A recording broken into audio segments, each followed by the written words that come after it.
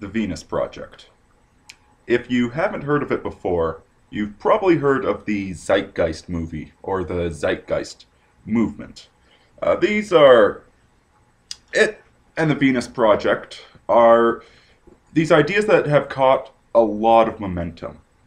Originally, it started with some 9/11 conspiracies that they've since backed off from, but what they maintain is a very apt criticism of the current banking system and a sort of post-scarcity techno-utopia promise. Uh, this is a video I've been wanting to do for a while, honestly, because the Zeitgeist people, the Venus Project people, they really drive me nuts. Because they're so right about some things, and just so utterly, well, you can't even say that they're wrong necessarily, but just so ephemeral, non-specific. Which is why it's so hard to criticize them, because they haven't actually said anything to criticize. So I think the proper route to go about criticizing them, in that case, is to discuss the intellectual development of the movement, of its founder, Jacques Fresco. And then explain the movement a little bit more and explain what's wrong with all of it. That's the best way to go about this. Now, Jacques Fresco is a self-taught engineer, which is not a mark of criticism. That's not sarcasm. He actually is a very accomplished a structural engineer, I believe, is what he calls himself specifically. Very intelligent man. And yet there's this joke that you go up to a mathematician, a scientist, and an engineer, and you hand them a little round red rubber ball, and you ask them what the volume of it is. Well, the mathematician will measure the diameter, multiply it by, I believe it's pi r cubed, and he'll come up with the volume. The physicist will dump the red ball into a beaker of water and see how much water is displaced. The engineer? Well, he'll just reach up on the shelf for his big book of little red balls, look up the serial number, and tell you the specific volume. And the feminist will tell you that saying that every single ball has to have the same relationship between its diameter and circumference is oppressive.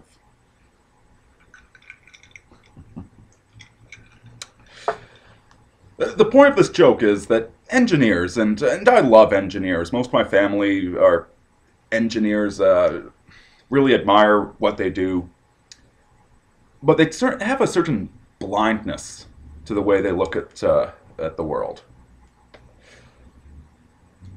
So much of what they do is looking up facts and figures in little red books that they have. There's this huge mass of information that the engineering field has developed over the years. How much force is the wind going to exert on a building based upon how tall it is, and how strong do you need to make the girders for that? You know, at what temperature will this type of rubber not be an effective tire on the road? At what speeds? At what rate does the temperature build up going at a different speed on different types of material, etc.? They have tons of information that they've accrued over the years. But this leads them to seeing information as being something absolute. That if they can't build something, it's because they just lack the information. And the information is out there, black and white. It just needs to be found. There's no debate over these facts. They live in a world of very, very trustworthy facts, as opposed to the world of the historian or the artist or the soldier, where it's a very factual world, but you can never find out the actual facts. You're always guessing. Whereas the engineer always knows definitely what's going on. And so that's one of the big things I see with Jacques Fresco. He's a very, very intelligent man, and seems to be an accomplished engineer as well. but he has such a naivete when it comes to human nature or economics or any of these things.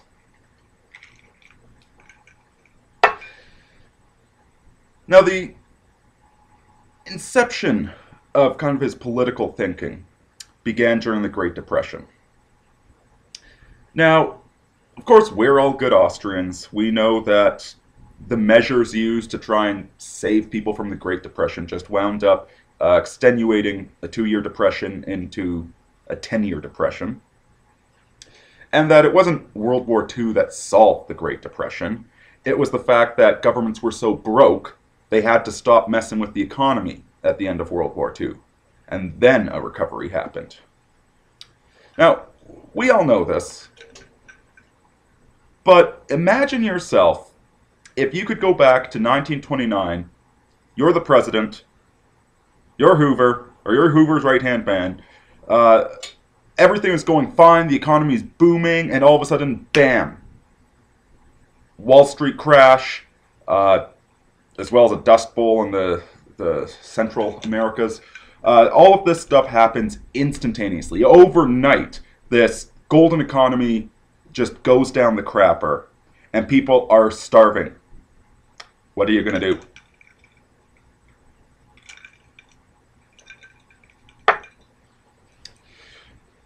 If you actually think about being in a position of power like that, even though, you know, we can play armchair quarterback, the ends of the earth, and certainly, as much as I admire Hoover, he made a lot of mistakes.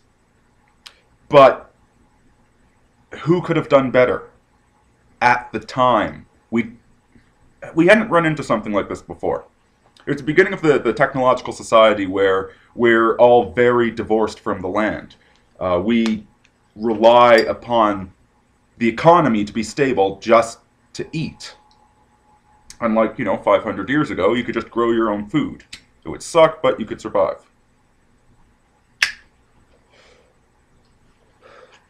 So, Jacques Fresco is a young man hit hard by this Great Depression. And, of course, everywhere it seems like nobody's doing anything. The rich are still rich and they're eating, even though they're far poorer than they used to be.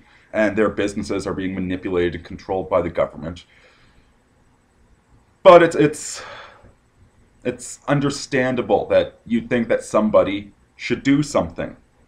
That the king should open up his granary, even though granaries don't exist like that anymore. And this is when you start getting involved with the Communist Party. So early on, you can see this. Now, it's a low-level, naive sort of Marxism. It's not the suicidal, life-hating sort of Marxism that you see coming out of the White House nowadays. It's the low-level, well, I could do a better job of running things. We just need a central authority in charge. So that's his start on economic thought. And from what I've seen, he never really went further than that. Then he gets older, starts traveling around, mostly tropical places. And what is it with warm climates and encouraging idiocy and laziness and pretentiousness? California, Florida, I don't know what it is. The heat rots the brain, maybe. Maybe Plato was right about the brain is there to cool the blood, and it just can't do the right job in those climates. Anyway, so he winds up going to Hawaii. And he credits meeting the native Hawaiians as his introduction, what convinced him of cultural relativism. Good God. Yeah, you just gotta love when the liberals celebrate the noble savage, when they celebrate the shaman. Look at the treatment of the Native American character on Star Trek Voyager, Chakotay. See, they praise this mystical civilization. Ooh, they're in touch with the land, but there's always an edge of condescension to it. They're so in touch with the land and wise, but they're incompetent and they need the white man to support their culture. It's this admiration and hatred at the same time. And this comment of his saying that he was inspired by the native Hawaiians. All right, Hawaii, prior to the unprovoked American invasion, was a perfectly typical civilization for that population level.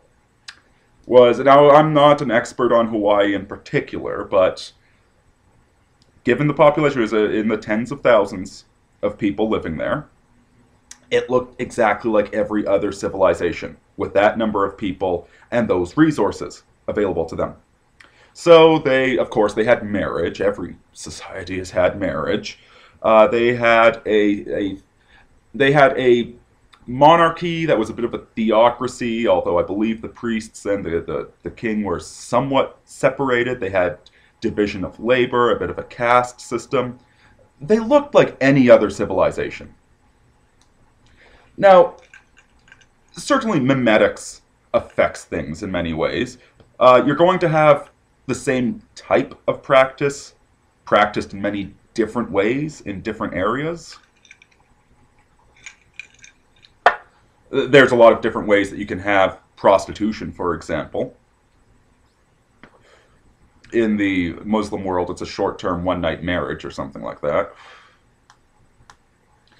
You're going to have various levels of acceptance of transgenderism. Sometimes with transgenderism, the cross-dressing will replace the prostitution, an outlet for unmarried males. But civilizations tend to look the same. And of course, the genetic material going into the people is going to affect it as well. But overall, we're all just different breeds of the same species. Humans is gonna human. So this comment of his that they taught him about cultural relativism, it's just so pig ignorant. Listen, Hawaii's awesome. Go Hawaii. But they're not any more unique than anything else on the planet. There's nothing particularly special about Hawaiians. Population level and resources heavily affect things. Japan. They managed to stay feudal for 200 years longer than they should have by shutting off the outside world. Except it wasn't the spread of ideas that they were preventing, because Christianity had already taken root in Japan. It was already spreading a little bit, even though it was persecuted. What they did by shutting the country down for 200 years was shut down the trade networks, was shut down the population base. So you have the rest of the world with European explorers connecting with other civilizations and putting them into big trade networks, and each one of those civilizations starts modernizing to a varying degree. And it's the population levels that are doing this. When you have an access to 1 billion people, you're going to have a different sort of civilization than if you only have 10,000 people. You put 10,000 doctors, lawyers, engineers, scientists, and science fiction writers on an island, and within a couple generations, it's going to look exactly like Hawaii did 200 years ago. So that this comment about cultural relativism, what relativism, please? They have marriage. They have the same basic ethical code as everywhere else. They have the same sort of polytheistic religion that every 10,000 population community has. Just nonsense. But see, you can see the engineer coming into his head now, because here he is trying to figure out this problem. Problem is, how do you engineer a proper society? He lived through the horrors of the Great Depression. I mean, here's a guy that couldn't afford to get his proper engineering license because of that, and yet is smart enough to go out and accomplish engineering feats. More substantial than many people with engineering licenses. I'm sure he did eventually get it, but the point is that you can see his frustration. Why is the society not working? Why is it broken? Why the Great Depression? And yet he hasn't found the big book of variables for how people work. And so with this background of Marxist influence, he goes to Hawaii and he sees what he wants to see, and he gets convinced that people can be reprogrammed. There is a fine line between mimetic engineering and trying to turn people into something we ain't. We are not worker ants. We are never going to be. Mimetics will affect how a society organizes itself. There's a reason the Middle East is still stuck in the 1400s. But ultimately, people are still people. And the Venus Project and its founder just aren't able to acknowledge this. Co-founder of the movement is an artist, a portrait painter apparently. And I don't know if you know any artists, but they really tend to live in a world of their own imagining. This world of dreams without the concrete reality. And so there you have the ideology going into the Venus Project.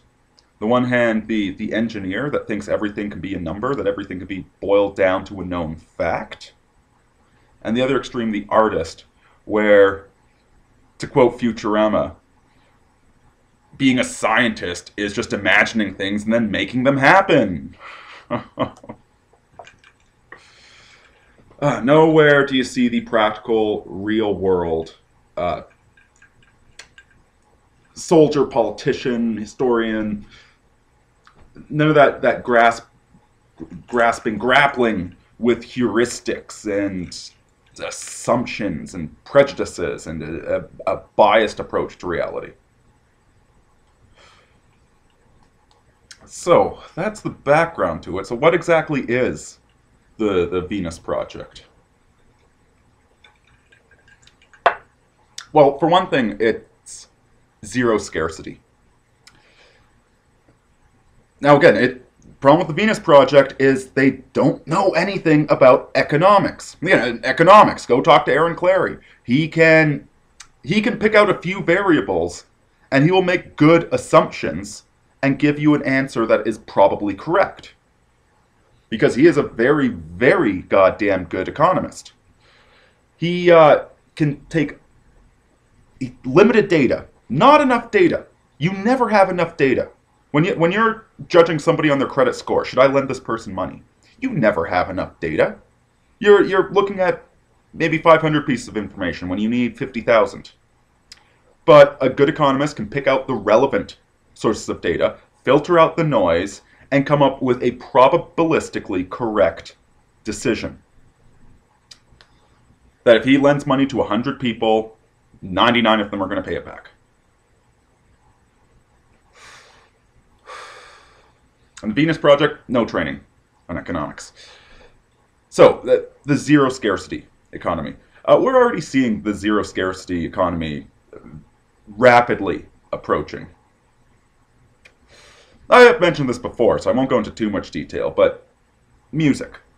The fact is that each and every one of us has more music on our iPod than an audiophile did as recently as 20 years ago in their entire collection. Music has basically become zero scarcity, and if you're going to try and make money as a musician, I'd strongly recommend against it. The only guys really making a lot of money are the mass appeal pop sellouts that have the right image and also lucked into it.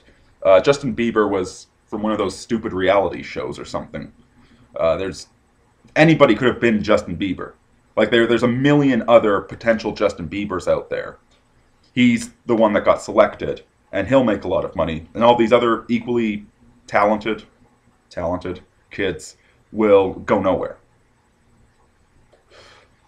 Information is fast becoming completely zero scarcity, which is problematic if you're trying to create information, if you're trying to add to the body of knowledge of our species.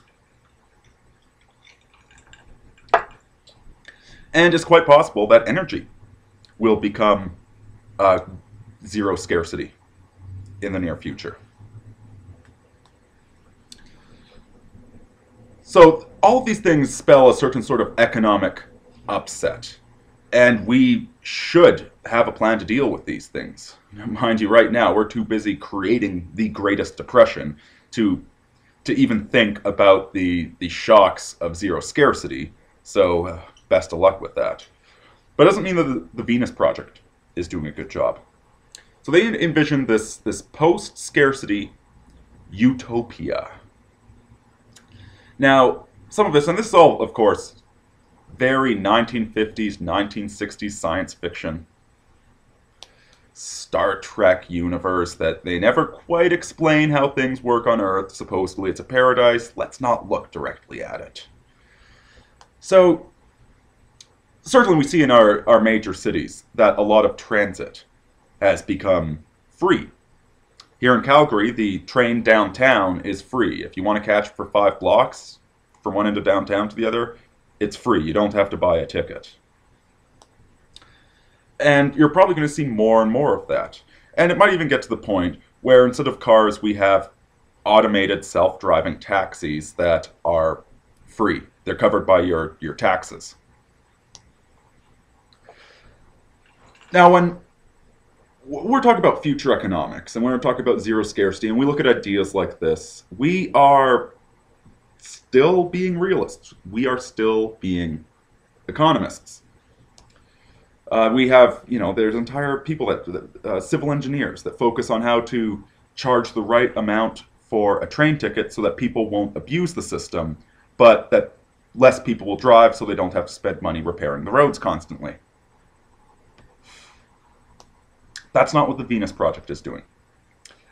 They paint this picture of the utopian city where energy is free and information is free and there's automated cars everywhere. And like one of those shining silver pictures from the 60s or 70s of how the future would look. Always a guy with a giant beard for some reason. And that's it. That's all they're presenting. They don't have an actual plan about how to implement all of this stuff. They certainly have no concept of geopolitics. And as for normal human conflict, the fact that people are born with different levels of intelligence, different levels of charisma, that people are all going to be competing for sex, basically, sex and attention and prestige. None of this is mentioned in the Venus Project because, of course, Jacques Fresco believes in cultural relativity. That we can somehow have this zero scarcity economy with no need for women to get married. Why bother? Everything's free. They don't need a husband to pay for anything. So they'll just sleep with the bad boys. Which the result is going to be gang warfare between all the men trying to show off who has the biggest dick. No mention of that, of course. The one thing they do mention, though, that they love to mention, and this drives me straight up the wall, is the resource-based economy.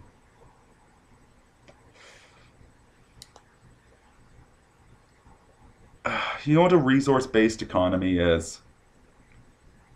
The gold standard.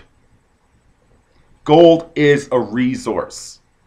You don't need a new word for this. It's the gold-backed currency is the resource-based economy. And if they'd done any reading of Austrian economics, they'd know this. And yet they insist on bringing up this ridiculous new term, resource-based economy. Every economy is a resource-based economy. The reason that you had to pay for a CD 20 years ago was because a lot of resources went into making it. Information isn't something with an on-off switch that's either free or not free. Effort goes into making it. The question is how much? You know, today I'm making this YouTube video with the help of a webcam and myself. It does not take a massive amount of investment the way a news station did 20 years ago. But that's because we're using the resources more efficiently. And we're just going to pretend for the moment that we could afford to manufacture computers at these prices in North America without, you know, slave labor in the third world. The resource-backed economy. Now, the way they like to describe it is that we all have infinite energy and we all have free maker machines. So you have the X number of resources and you can do whatever you want with them. You can drive your car around, then you're sick of your car, crunch it up, make a new car with the energy that's unlimited. And you know, this is fine for a science fiction setting, but this is not a proposal for how to actually run a society. There is no substance to it. There's a couple of interesting ideas which they did not come up with, for the record. These are much older ideas. But then they just run with them. And that's their promise. Their empty, airy promise of somehow, if we stop using gasoline, because they've got environmentalism in the mix, of course, if we stop using gasoline and switch to solar, we can live in the future, and you don't have to work anymore. Or something like that. So there you have it, folks. There's really not that much to debunk with it. There's so much nonsense, and yet there's nothing specific. You'll see some very good critiques of the current fiat banking system, particularly with the Federal Reserve, coming out of the guys with the Venus Project, and their critiques are excellent, but they don't have a real plan. Hope that clarified things for you guys. Have a good night.